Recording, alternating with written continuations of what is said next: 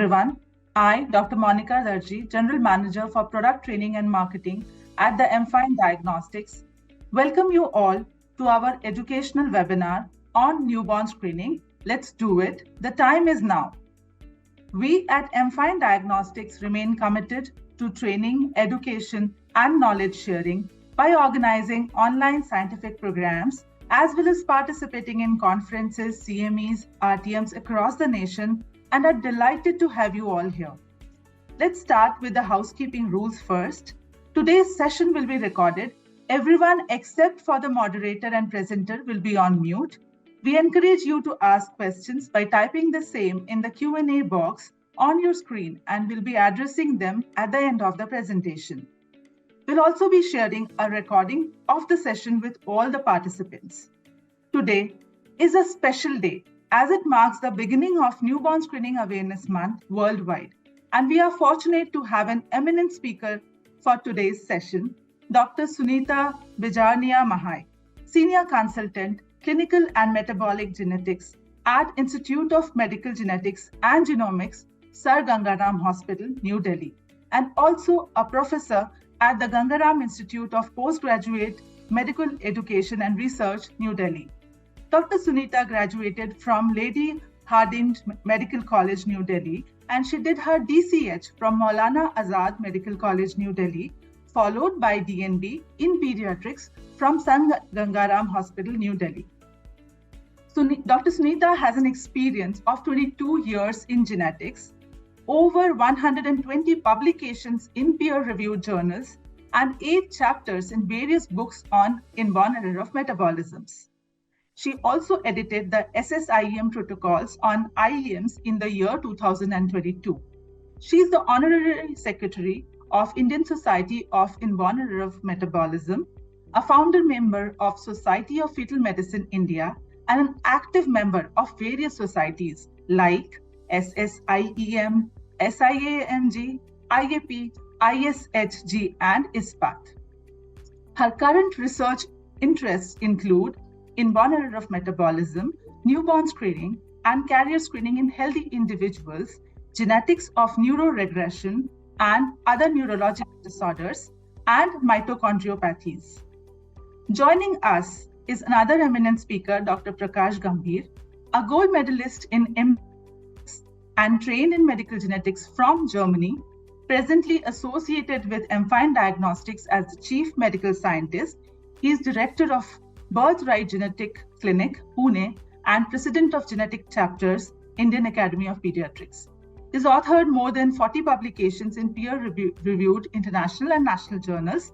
His research interest includes newborn screening, fetal dysmorphology, lysosomal storage disorders, genetic education, and prenatal screening. Please join me in welcoming Dr. Sunita Bijarnia and Dr. Prakash Gambhir. Thank you. Yeah. Thank you, Dr. Monica. Thank you for your kind introduction. And it's a pleasure and privilege to have Dr. Sunita Bijarnia alongside me on the beginning of this newborn screening month, which is celebrated every year to mark the memory of the pioneer in newborn screening, namely Robert Guthrie. So I will start sharing my screen first, and then I will begin with the story of Robert Guthrie a little briefly, because the story will help us understand how newborn screening began, and understanding this newborn screening beginning is important to get insights regarding the mechanics of newborn screening, what is the real purpose of newborn screening. So Robert Guthrie basically was a microbiologist in USA, and when he was practicing there as a microbiologist, the diaper test for PKU was in existence. Treatment was PKU for also in existence, and he was not dealing with inborn error of metabolism that time, till the time that his niece got born, and she was detected to have PKU at the age of almost 3 to 4 months, and that time the treatment was started, but she did not do well, obviously, because it was a post-symptomatic diagnosis, and though the treatment was there, the penicillin deficient diets were also there, but she did not do well.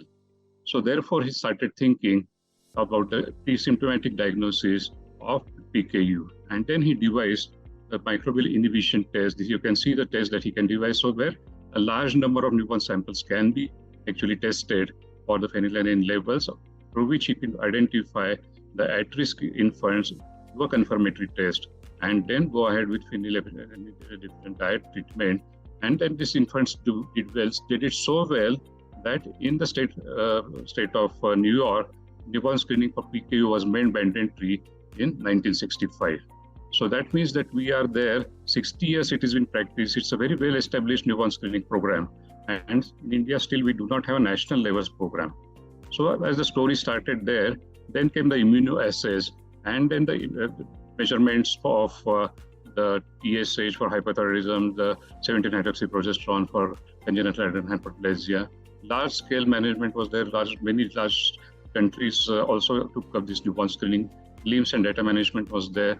And a major turning point again in the year 2000 when tandem mass spectroscopy was introduced. So many more disorders were added to the array of newborn screening. So at that time they thought that DNA-based screening will be possible sometime, and now it is there in front of our doorsteps. And where is India? So as we look at India, though it is the newborn screening is practicing worldwide, we do not have national screening programs, though many interested individuals, many interested institutions are practicing it. So they have implemented it at their levels. And now we have also ICMR, which has shown that pan-India program is possible. And we have large level data for CH and CAH.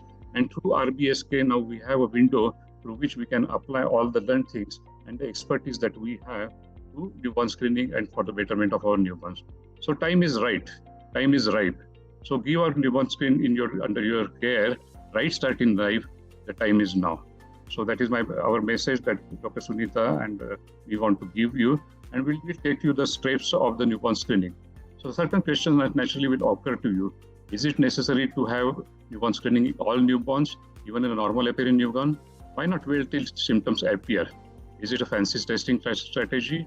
Just like many other strategies are there. Aren't genetic disorders untreatable? So this is a common impression that many people carry, that genetic disorders are untreatable, but this is not the truth. Many disorders can be treated. Will this increase the workload for the staff? So my busy hospital, a busy pediatrician, a busy gynecologist will always think of this. Will it increase the workload or confusion and the cost for the patient?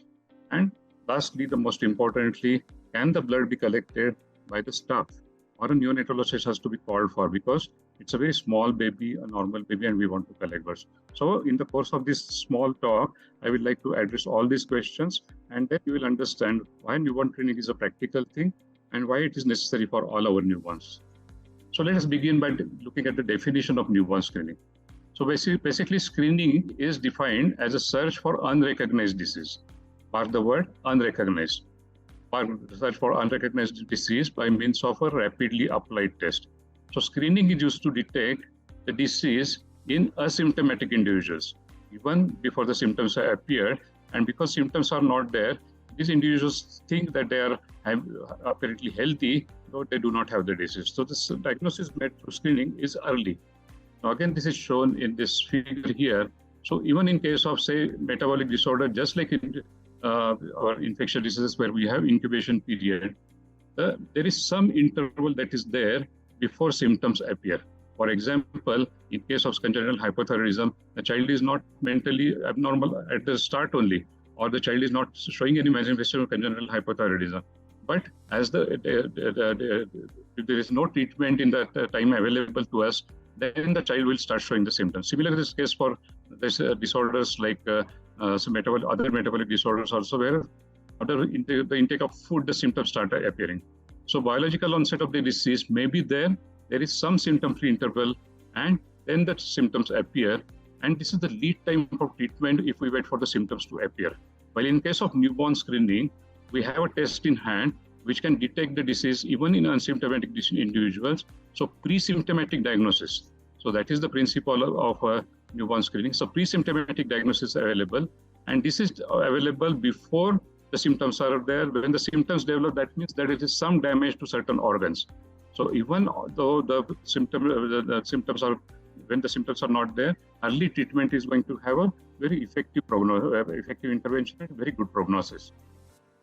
So not all diseases can be subjected to the process of screening, and this is true for newborn screening also. So these are very well-established criteria, and they're there from 1970s. So where we choose the disease from the point of view of its morbidity and mortality, or the test also, whether it's a good test or not a good test, the population also, whether the incidence is sufficient in that population, and the cost factor, because it's a large-scale program, and that is why cost factor also comes in.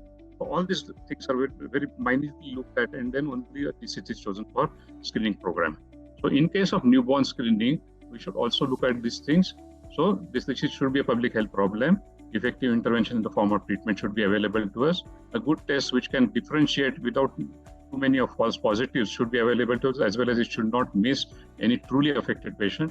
And the outcome, as I said, should be significantly better if the treatment started in the asymptomatic stage. So these are cardinal principles before for choosing a disease or a test for that particular population.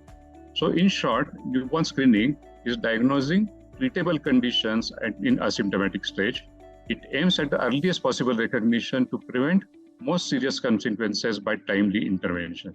And because it's a pre-symptomatic diagnosis, the affected newborn in which you are going to diagnose the disease is going to look like a normal liver. So again, these are the cardinal principles in newborn screening. So for which disorders is the newborn screening available to us? So you can group them into basic disorders where the tandem mass spectroscopy is not required. Immunoassays or biochemical assays are good enough. So there we have these basic 7 or 8 conditions against which the newborn screening can be employed, and these are for basic disorders. For the advanced or other metabolic disorders, what we have is tandem mass spectroscopy, and for confirmation we have GCMS. So these are the expanded newborn screening. So Dr. Sunita will take expanded screening in much more detail than what I'm going to talk about. Or also we can group these disorders into 2 main categories, which come in a very stormy fashion in the early neonatal period. So these are the group of disorders to which belong the conditions like CAH or maple syrup urine disease, or sometimes by deficiency, or disease that come insidiously, like hypothyroidism, or some cases of CAH also. So they will come insidiously, they will not present in the newborn period. But in all these cases, the newborn is going to look entirely normal, and the diagnosis after symptoms appear will be after some organ damages occur. So this will not be salvageable. So that a pre-symptomatic diagnosis is the aim that we should be aiming at.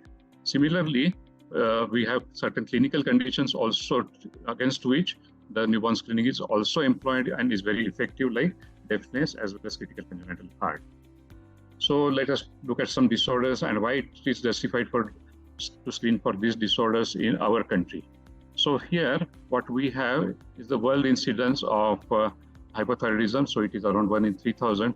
But we will see here that it is much more common in our country. So in the studies of publications, it was reported from Mumbai that the incidence is 1 in 2,600 newborns. But later on, it was found that it is much more common in India. And the ICMR overall, the hypothyroidism was seen in that pilot project in 1 in 1130 newborns. So you can say that in every 20 minutes, a hypothyroid child is born. And why it is essential to screen for these children, it's shown in this particular slide. So where it shows you that if we delay the treatment, then progressively the potential intelligence of the child becomes less and less and less. That is because the thyroid hormones is essential for early brain development.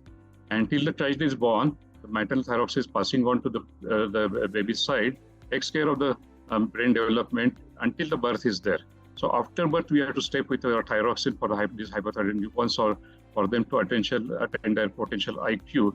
So if you do not step in, then this is what happens. So let us see what is the situation in India presently. So India presently, this is the study from Delhi, in fact, and this is not a very early study. This is from 2012, which shared that the mean age of presentation for hypothyroid children in that clinic was at 3 years of age. So you see how late congenital hypothyroidism being diagnosed, and it ranged from 1 year to almost 10 years. So interval between the onset of the symptoms and diagnosis and treatment was almost 4 to 5 years for many of the cases.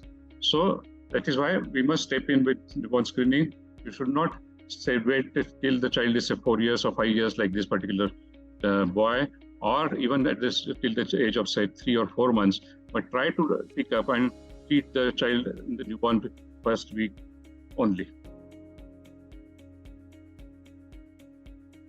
Similarly, let us look at the second endocrinopathy, that is the congenital adrenal hyperplasia. The world incidence is around 1 in 10,000 in most of the population. It was supposed to be more common in India, but recent studies have shown that it is really common in India. So what ICMR pilot project says that 1 in 6,000 newborns all over India has congenital adrenal hyperplasia. Our lab has an incidence of around 1 in 4,000.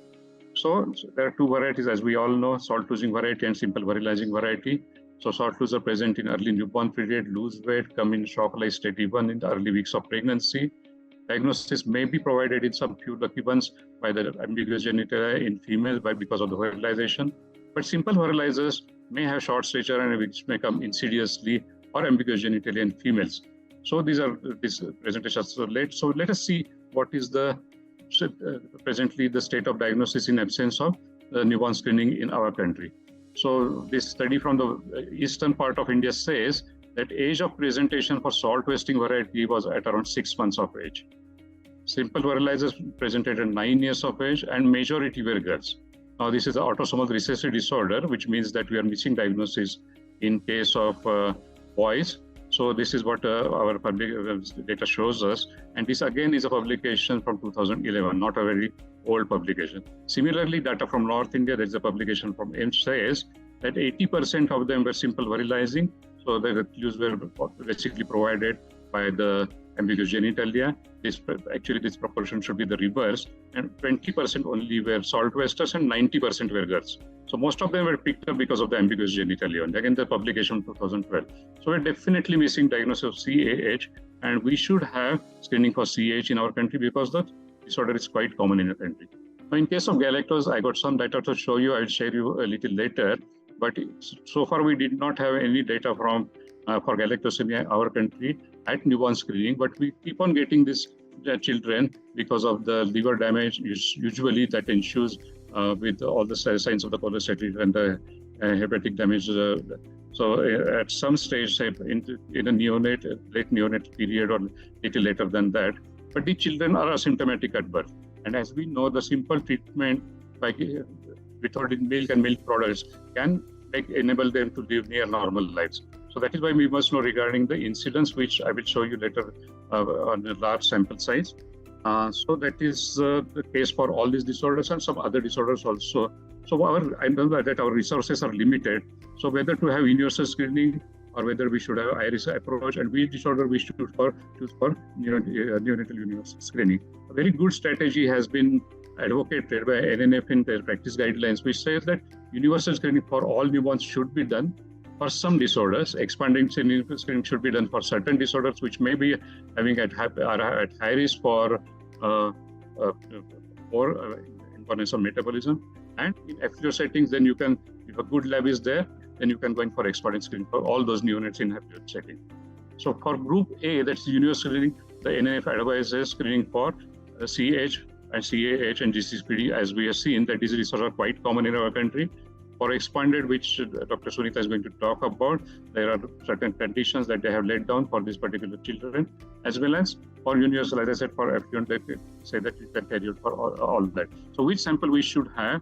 Should it be cord blood because it is very easily available, copiously available, or whether it should be a Hill prick? So ideally, it should be a Hill prick after 48 hours of life, and that is because, I will say later on, so that is because by this time some feeding has started, and also the physiology of the newborn, because birth is a very topsy-turvy event, so the biochemistry is unsettled. So by the time the baby is 2 days old, 48 hours, then the biochemistry is settled. So there will be less false negatives, positives, especially say for a condition like congenital hypothyroidism, and less negatives maybe for inborn metabolism because of feeding is already there. So how do we do it? So newborn screening is done on a thing which is known as dry blood spot, or DBS, which is taken on a standardized filter paper, which is Buttman filter paper. So here we get a good Hill prick blood, free-flowing blood, and they blot it onto this filter paper. And this can be performed by anybody if a good lancet is available. And then it can be collected. This can be dried up with proper precautions, put in the envelope, and can be transported to central laboratory very easily with the demographic data that we can record on this particular card. And this card is named after the scientist who actually has discovered newborn screening, and Dr. Robert Guthrie. These cards are also called as Guthrie cards. So this is the thing that we do for newborn screening. Expired newborn screening is also done for Guthrie card, and there may also collect the urine specimen for the supplementary evidence. So how a newborn screening program runs is that we have a newborn, we employ the screening test. And I will remind you that screening test is not the end of the exercise. So screening test, in fact, is the beginning of the newborn screening process, through which we divide the newborns into two populations. So one is the screen positive population, which has a small number of newborns. A large number of newborns will be screen negative. We just leave the screen negatives alone. Then we can perform a confirmatory test on the sample. Now, there are two ways of doing a confirmatory test. Either you do by recalling the babies who are screen positive, but employ a different test for these samples on an IV sample. So that is one strategy that we can do. At our laboratory, to avoid inability to recall the screen positive, what we have is a reflex genetic screening. So where we do a different confirmatory test on the same sample driver spot that is available to us for the screen positives. Now this confirmatory test will divide the screen positives into two populations once again, those who are truly affected and those who are normal. So normal we can leave alone, affected, and as we have a very early diagnosis, we can treat them with the treatment measures that are available. So these are the various things that are available for reflex testing as a confirmatory test with us. I'll not go into those details. I'll just go through this test because this makes a very interesting reading. What you can see here, that this sample was sent to us and was reported to within 1 day for biotin deficiency. Now, from the same card, we did a Sanger sequencing for this baby, and the confirmatory report was released on 21st of December, that is within the 4 days after the first report was released. So then the doctor did not believe the baby did not have any symptoms, so he called the baby.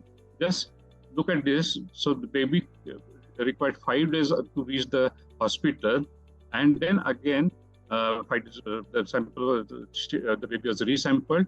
A confirmatory report was released on 26th of December, before which our confirmatory report was there. So that is how the reflex testing can also save upon the time, especially this is crucial for conditions which can have stormy presentation in the neonatal period. So just to say a few things before handing over to Dr. Sunita. So we must employ universal screening for all newborns in our country, especially the disorders we should look for are the CH, CAH, and GCCP deficiency.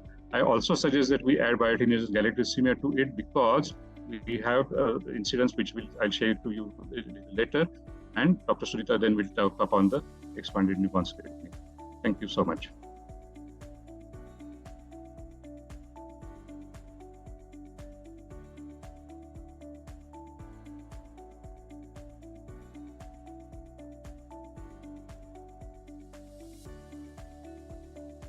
Thank you, Dr. Gambhir. Shall I start? Do I have a permission? Yeah, please. Yeah, okay. Thank you for a really lucid presentation, and I hope I am also able to do some justice. So I'll just start my screen share.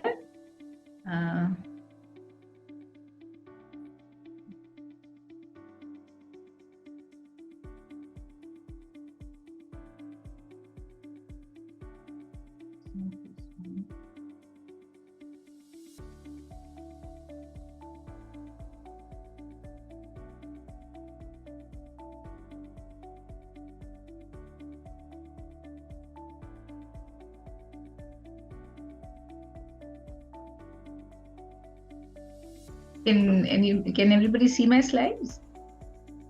Yes, doctor, very good. Yes. Great. Okay. So thank you, LiveCell and Dr. Gambhir for giving me this opportunity. So I would like to take off from where Dr. Gambhir has left. So we will do a newborn screening for other disorders. So we all know newborn screening is really the game changer, at least in the last century, where it was hailed as one of the top medical triumphs. So Dr. Gambhir has gone through all the basic conditions, and I would like to take it off from here into the expanded newborn screening spectrum. So expanded newborn screening is basically just an expansion of the newborn screening that has traditionally been happening, where one disorder was added after the other. So when the technology of tandem mass spectrometry came in the 1990s, it actually changed the way we see newborn screening. So it was now one test which was able to detect so many other disorders. So one test, multiple disorders. And then, of course, gradually many other disorders have been added, and not necessarily through blood. So we will go through them also. So the algorithm was very well explained by Dr. Gambhir, but I am just here to tell you that newborn screening either through blood or not through blood can happen. And then through blood, one could do the core, the basic disorders, as well as do the TMS. So I'm going to focus on this expanded. And also there might be special situations where doctors need to face, such as sick babies in ICU, the preterm, so what to do. So this lecture is not necessarily focusing on them because large majority of the babies who are born are healthy and at term. So let's start with inborn errors of metabolism, because this is the group of disorders which were now starting to expand in the TMS test. So traditionally, the PKU was the first disorder for which newborn screening was started, and that is an inborn error of metabolism. But thereafter, disorders were not necessarily IEMs, like congenital hypothyroidism, cystic fibrosis, etc. So IEMs stems from errors in our genome, and they are inherited from both our parents. That means a baby who has had the IEM will receive a double dose of the faulty gene, and thereby giving rise to symptoms. So the purpose of newborn screening is to start to detect it before the onset of symptoms, because symptoms take time to develop, but the defect is present right from birth. So why do we screen for IEMs at birth? Of course, all babies are cute like this one, but majority of IEMs are treatable. And the treatment is within our reach now. So earlier we were not able to do newborn screening because we were not ready. We did not have the special diets that were required for treatment of such disorders. The majority of these the treatments are also quite simple and not very expensive now. And now there is immense data from all over the world and also from our country, as Dr. Gambhir is going to tell us in a few moments. So newborn screening for metabolic and other disorders. So these are the recommended universal screening program in USA, where they have listed more than 50 disorders which are now come into the gamut of newborn screening. Majority of whom are, of course, metabolic. There are certain groups of metabolic disorders that are now being screened. The commonest are the organic acid conditions like propionic, MMA, glutaric, isovaleric, and others. Fatty acid oxidation or carnitine transport defects, amino acid disorders such as arginosuccinic acid, all the urea cycle, then MSUD, then tyrosinemia, and of course PKU. Amongst the endocrine, Dr. Prakash has said, congenital hypothyroidism and CAH. Hemoglobin disorders are also quite amenable to screening in the newborn period, and so are the expanding list of these conditions. So we stick to newborn screening. So basically, this expanded newborn screening via tandem mass spectrometry is the one that can detect, one test detects many disorders. So if we look at IEMs, the combined prevalence of all the IEMs may be as high as 1 in 1,000. So majority of these disorders are quite treatable, or at least one can stabilize the condition. So disorders within the newborn screening list are chosen based on the Wilson and Young criteria, and therefore not every disorder should be screened for. So even in the TMS, which has the capacity to detect many disorders, but one should leave out those where either there's nothing to do at all, simply giving anxiety to the family, or who are those that are not treatable. So again, it will be a dilemma. So as Dr. Gambhir has said, all these tests are possible on a dried blood spot. And the method that is being done is the MSMS or mass spectrometry. So these are mass spectrometers which are aligned in tandem with each other, through which the sample is passed on. It is ionized, and depending on the mass to charge ratio, they are detected by a detector, and then the signals are converted into peaks and then detected by the computer. And these are the sort of peaks that are visible, which then ultimately gives rise to these the symbols like C3, C4, C5. So these are all acyl carnitines which are seen in the acyl carnitine profile, and the analytes from C3 to C5 are majority of them are organic acids, whereas after that the C6 onward they are fatty acids.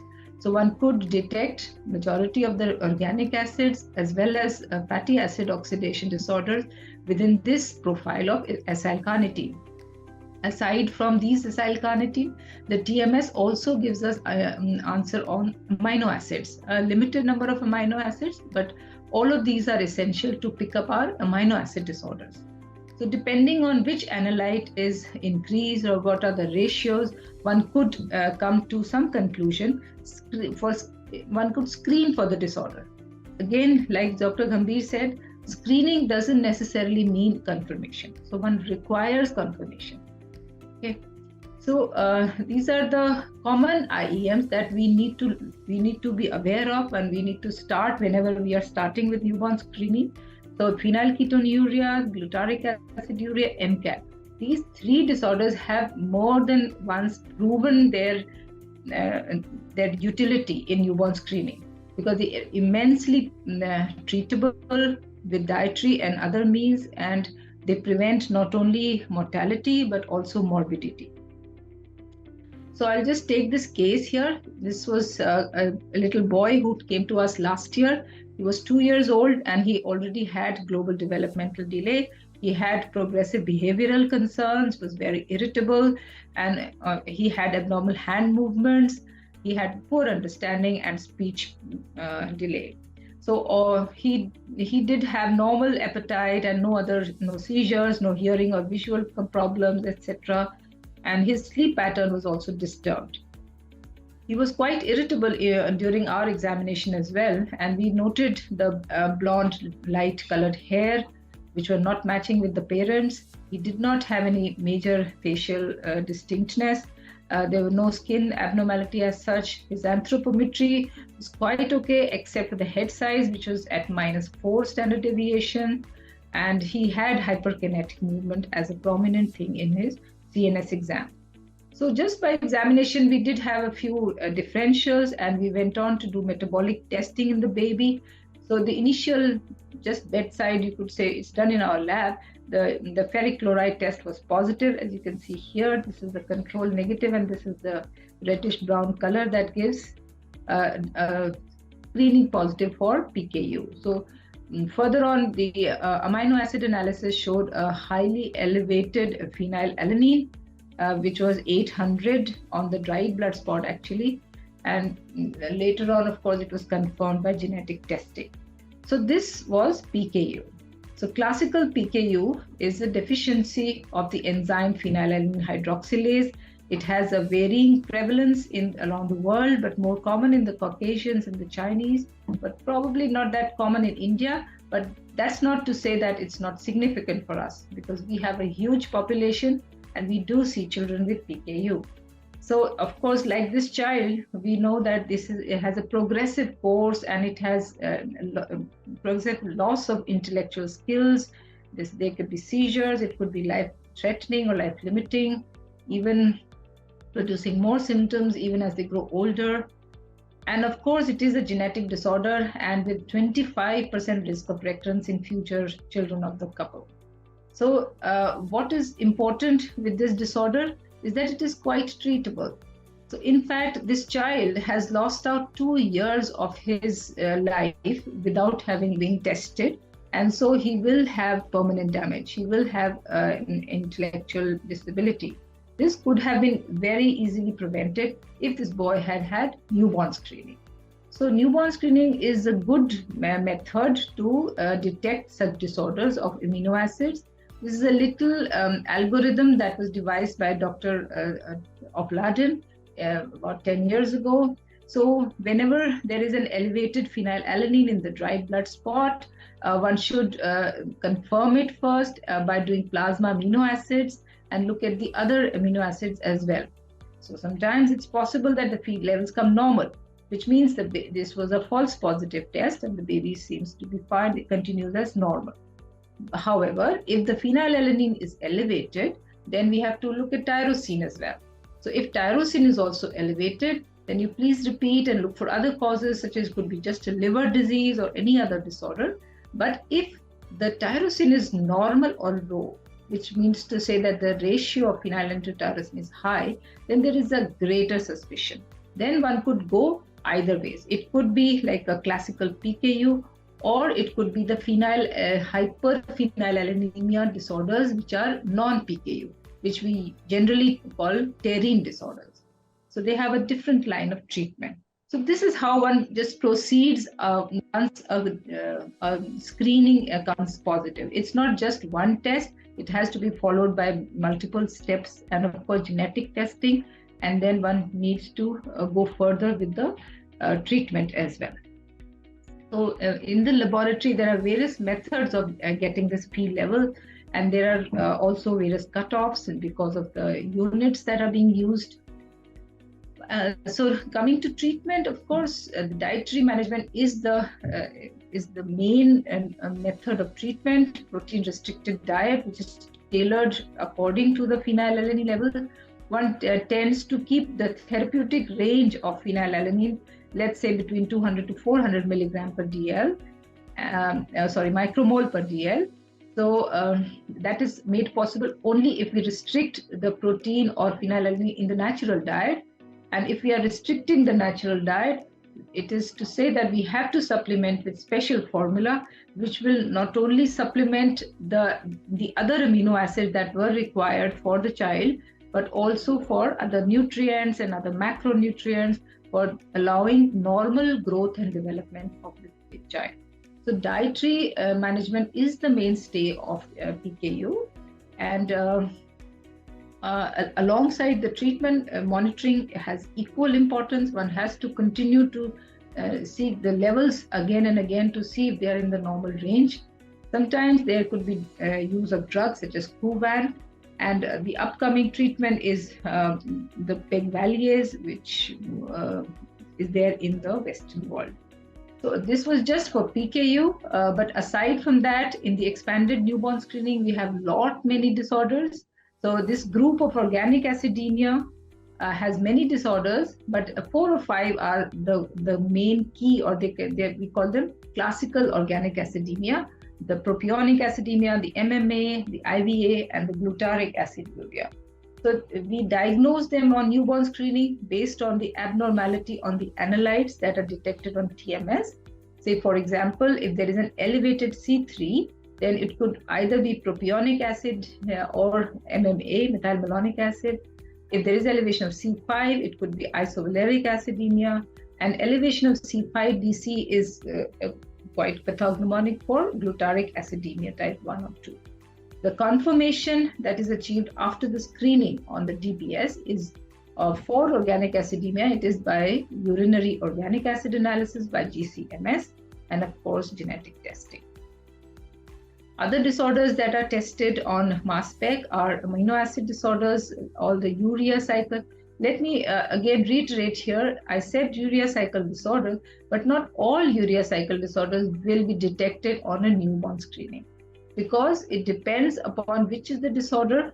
Say, for example, disorders of the proximal urea cycle, which is the NAGS and the OTC and the CPS, will not be detected because they will not show up with any elevation of the major amino acids. Whereas citrullinemia type 1, argininosuccinate are very eminently detectable. So that's why only 2 disorders are mentioned here. And then other amino acids like MSUD and homocystinuria, phenylketonuria, as I said, tyrosinemia are quite eminently detected.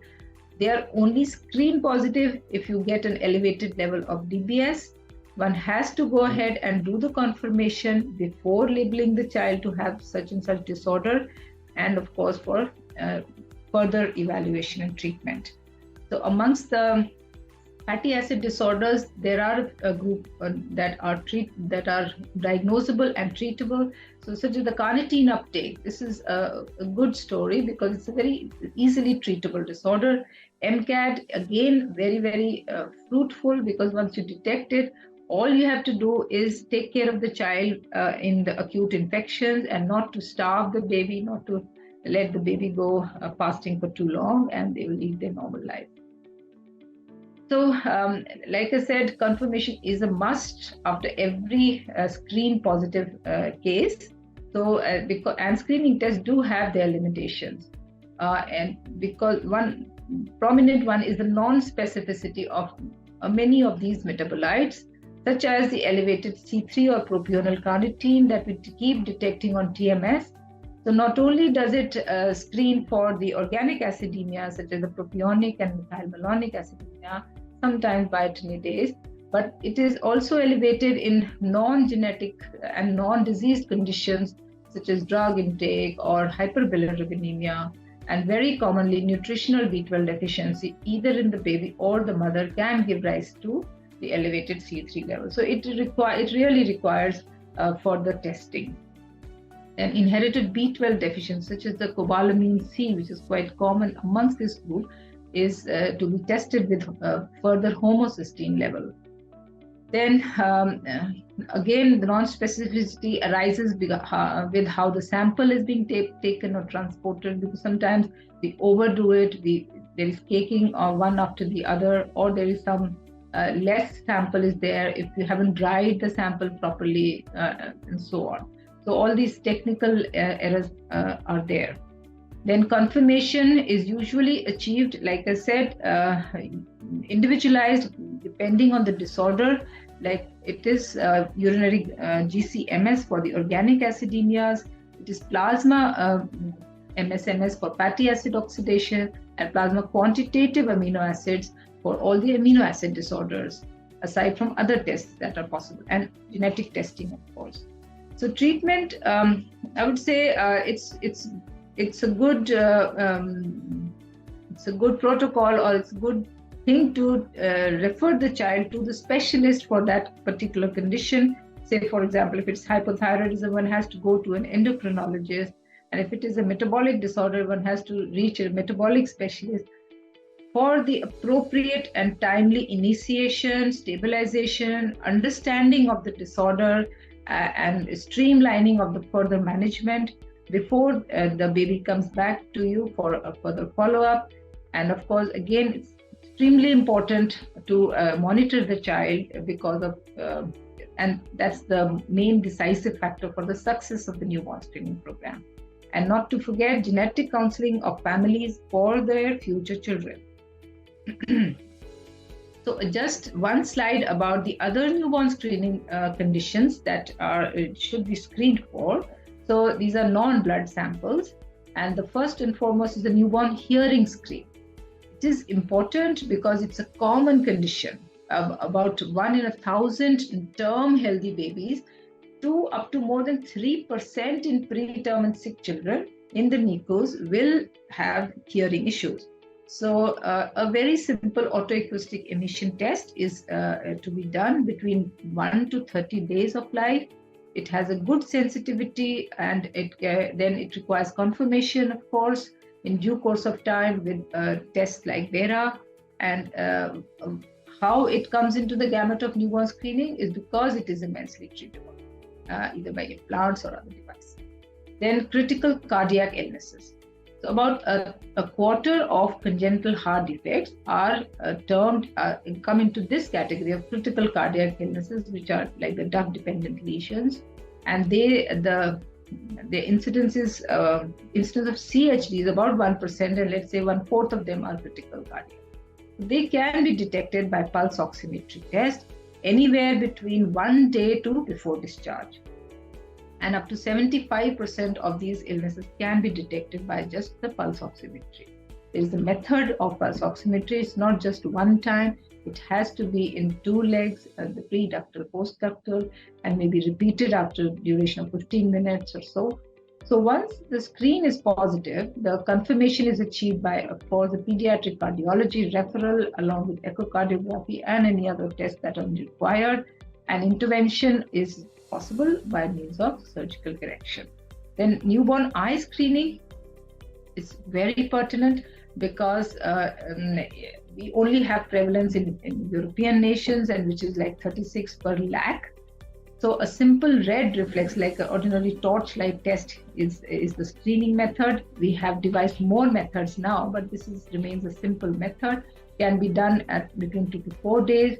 So mainly it is required for like the anterior chamber, like the cataracts, etc. But sometimes it can detect even the retinal issues.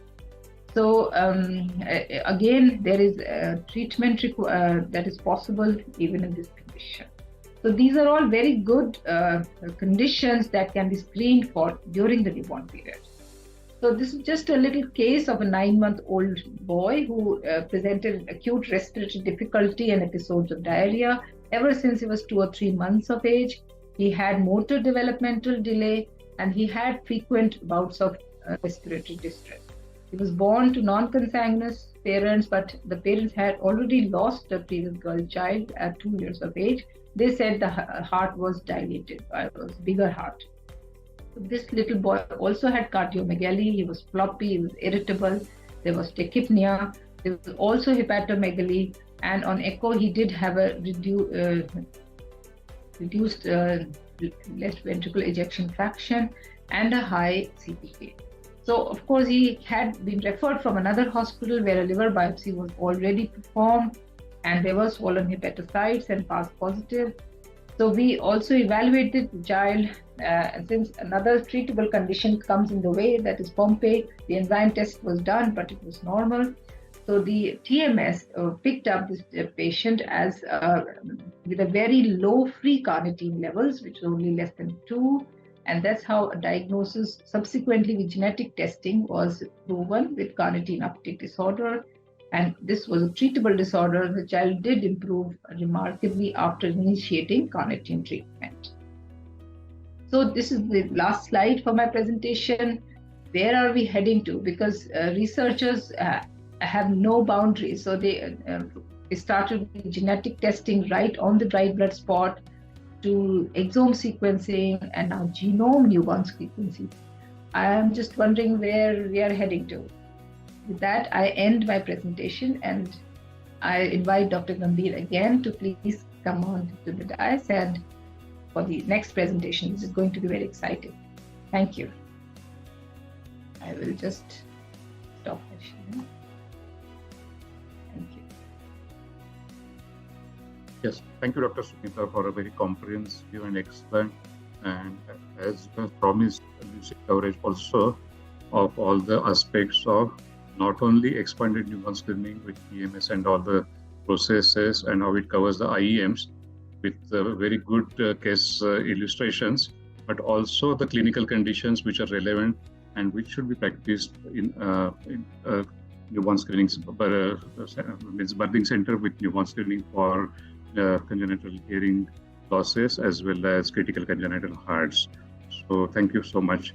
Now I'll come to the part which is little more interesting because this is the first time that publicly we are sharing our data regarding newborn screening.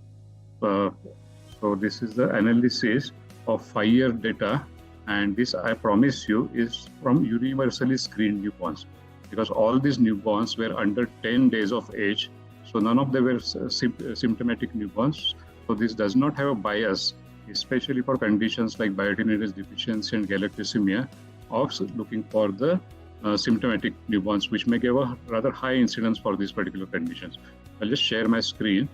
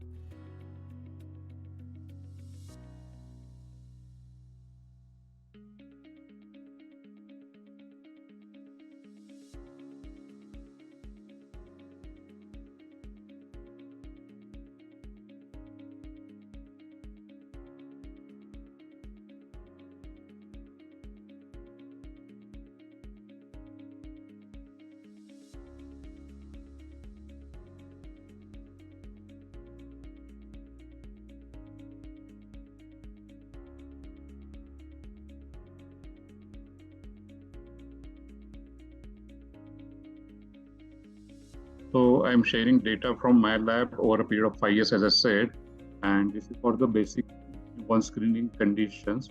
I'll be sharing the data for 4 conditions. The rest is also ready.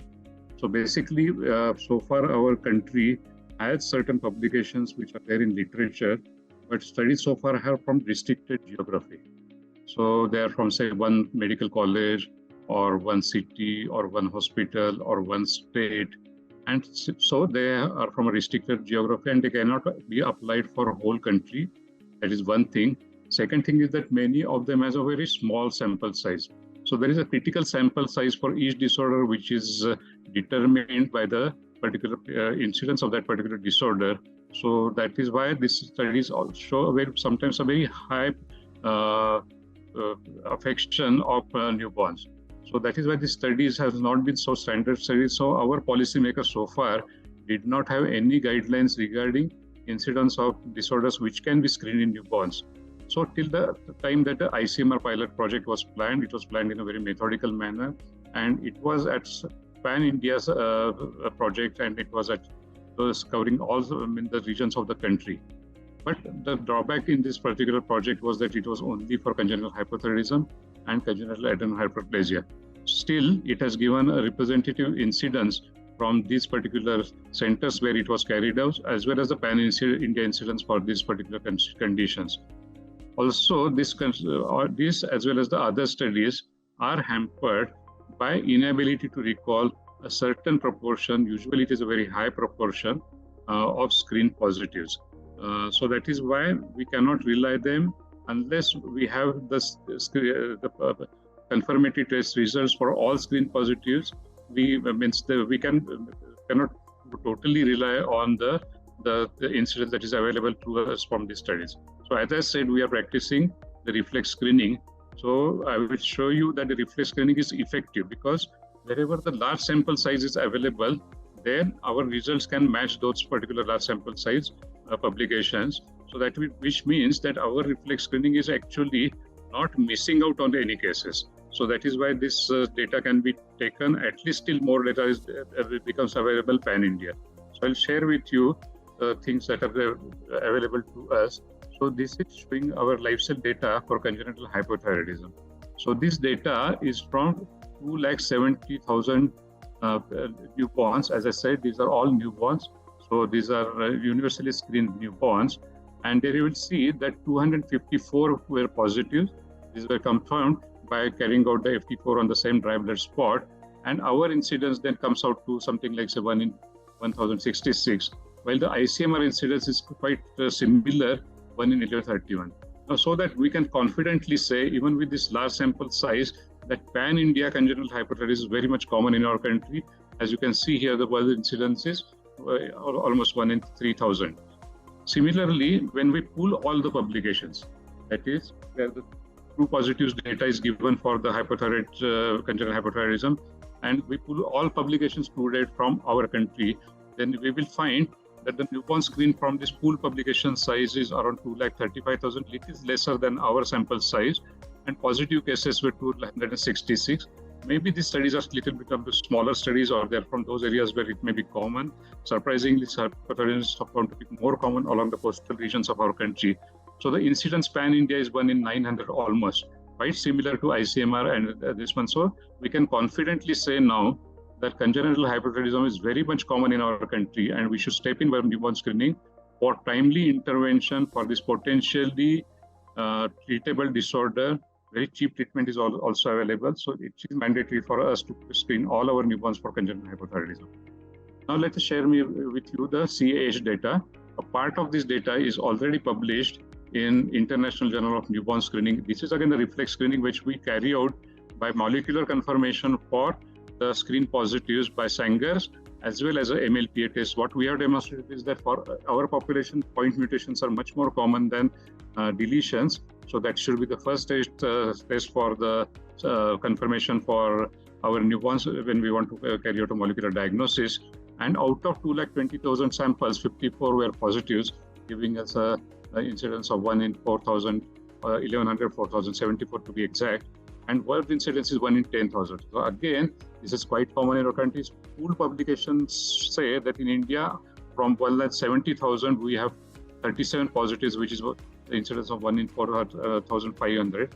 So we should also couple our newborn screening with CH and CH, it should be there. So two diseases we have now selected. Now let us look at other disorders for which large-scale sample size newborn screening studies are not available so far. So what pool publication data says for biotin deficiency, that we have so far two positive data for only for 22,000 newborns, out of which 41 survivors are supposed to be positive. So there, the incidence comes out to be 1 in 531. Obviously, in our practice, we do not see this biotin with that common. So this is fallacious.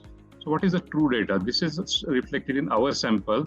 So our sample size is 230,000 newborns, out of which 18 were positives. Again, this was a molecular confirmation as I showed in my presentation previously. So there we have the incidence of biotin deficiency in universally screened newborns and 1 in 12,000 or 13,000 babies. And the world incidence for combined severe as well as mild variety is 1 in 60,000. So this is nearer the world data. We are supposed to, because being a genetic autosomal recessive disorder, it is supposed to be more common in our country. So around 13,000 is quite believable even in our country. So again, that means that it is quite common. And again, they should be there in our universal screening program. Similarly, for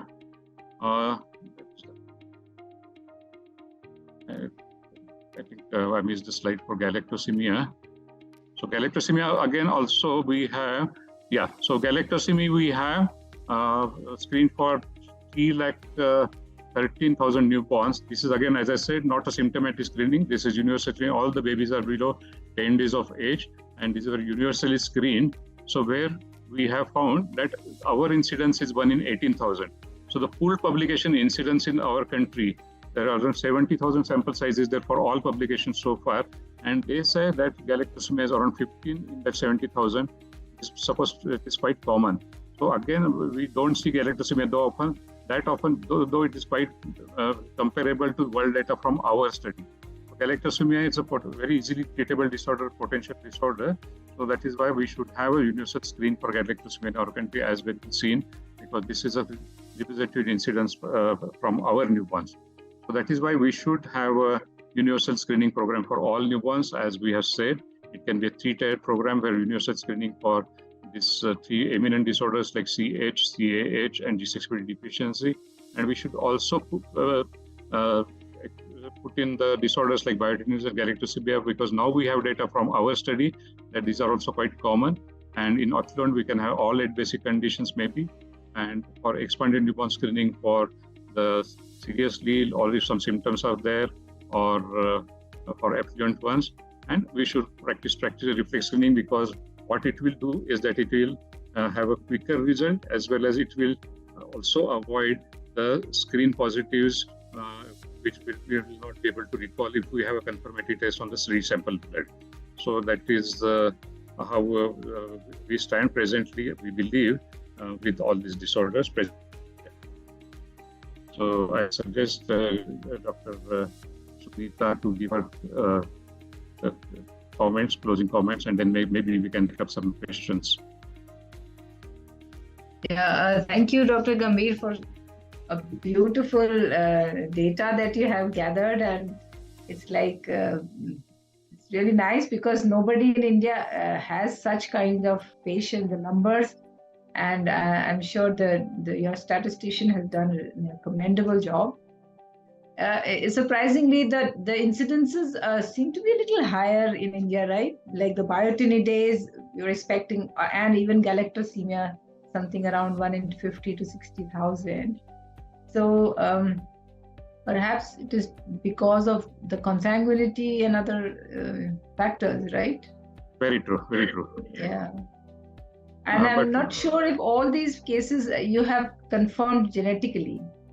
These means for biotinidase and Sanger, the confirmatory test is a molecular diagnosis. Okay. In fact, this can be a little underestimate because all these are either true homozygotes for pathogenic mutations or compound heterozygotes. Wow. So these are all molecularly proven. Similarly for CAH, again, this is molecular diagnosis. And so that is means all the disorders, we can say that surprisingly more common, right from CH, even to biotinidase and galactosemia in our country. So may I just know, this is like a true depiction of the entire country, or you have some portion of the country which are more representing, like the state of Maharashtra is being more represented, or I don't know. Pan-India? This is pan-India, you can say. There can be some regional bias, but these are all pan-India samples. And second thing is that these are all universally screened samples. These are from 3 spots followed by the... Good. Yes. And we had some samples which were, say, within 30 days of life, but we excluded the samples beyond 10 days of life because we wanted to have a clearer picture and a true picture regarding all these conditions. Yeah, excellent. Excellent. Thank you so much.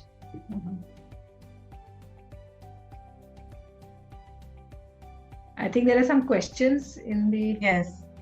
Yes, doctor. So thank you for a brilliant session by both the experts. And I'm sure the audience would have benefited immensely. Now I would like to go through the questions and would request both of the experts to answer them. So Dr. Sunita, this question is for you. How early can we pick up intellectual disability in newborn and by which clinical test? Thank you, Dr. Asim, for the question. But this is a very wide question, right? The intellectual disability can happen because of numerous reasons, maybe genetic, not genetic.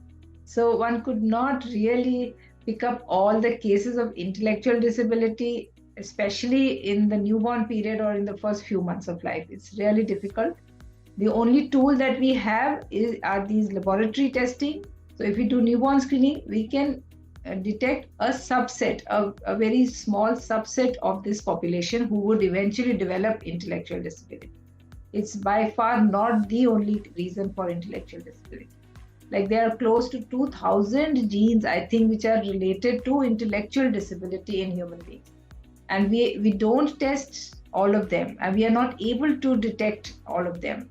Even when children, when we keep working up our children who come to us with an already established intellectual disability, we are not able to give a diagnosis in more than, let's say, a very arbitrary figure, 50 to 60%. That's it.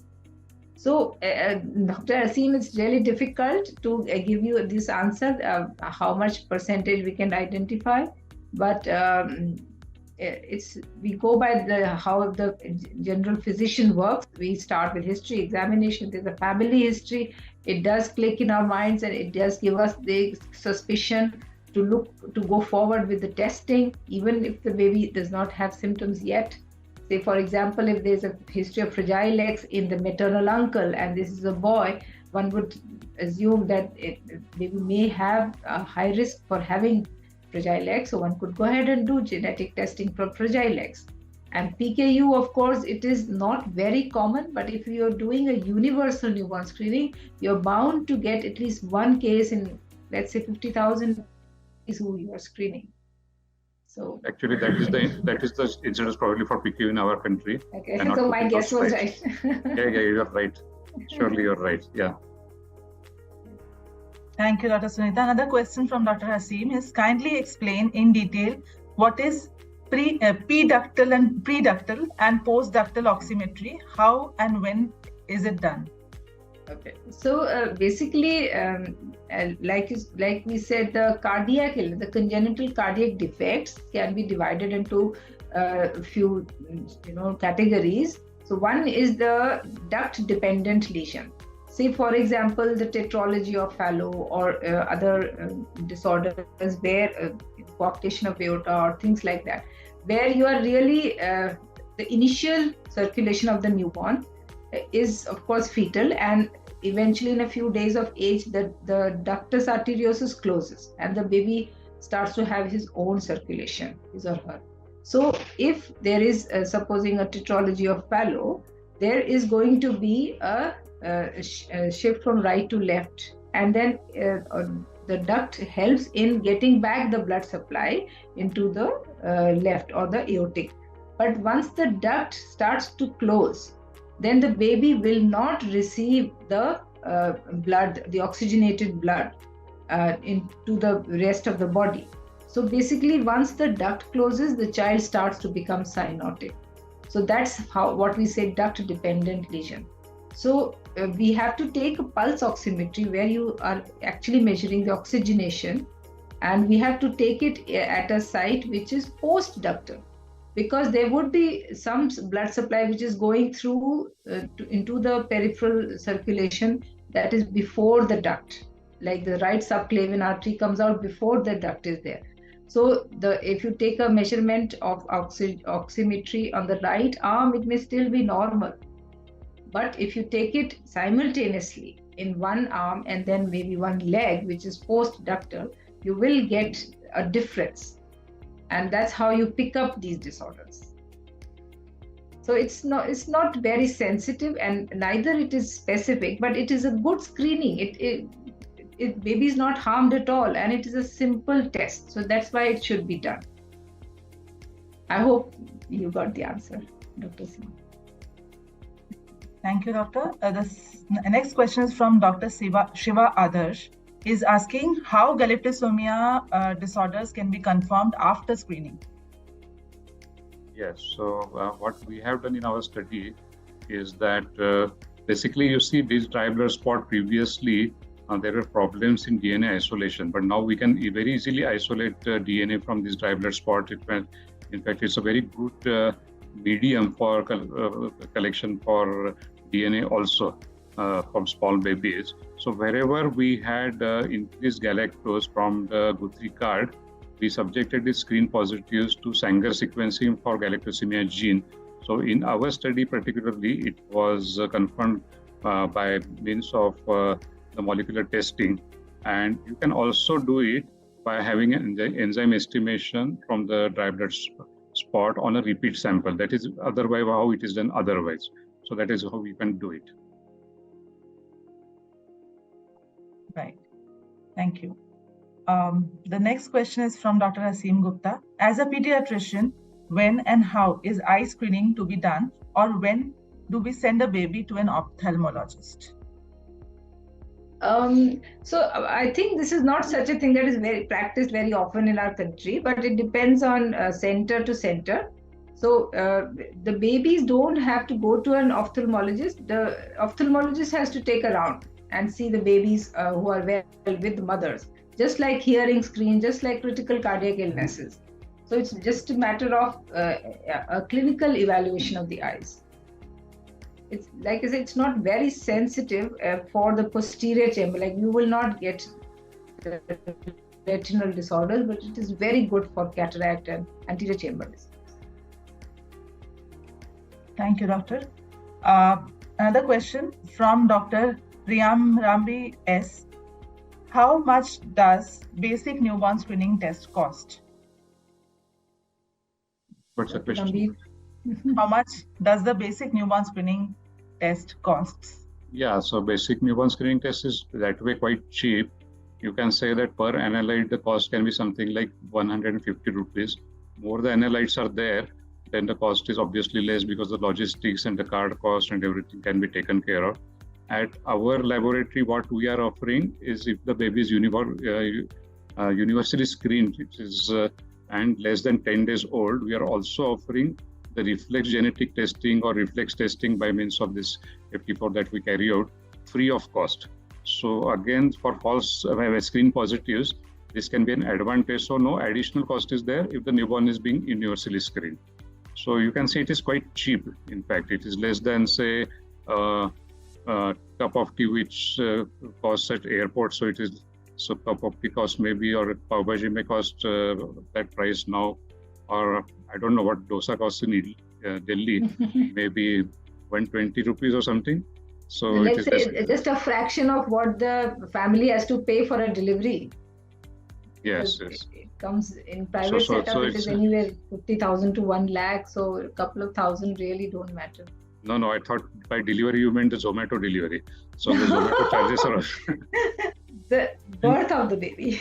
so the per sample delivery, what a Zomato boy may cost, it is less than that for per analyte. Yeah. Thank you. The next question is from Dr. Shweta V. Sir, is the statistics provided is for screen positive or confirmed positive? No, the statistic provided is for screen positives who are really confirmed positive from that test. So the screen positive rate is there, but surprisingly, in most of the Indian studies, possibly because we got a higher incidence for that disorder, the screen positive rate is quite less as compared to the Western countries. So even with this good screen positivity, less screen positivity is actually good screen positivity, it means that we are not missing out on any cases.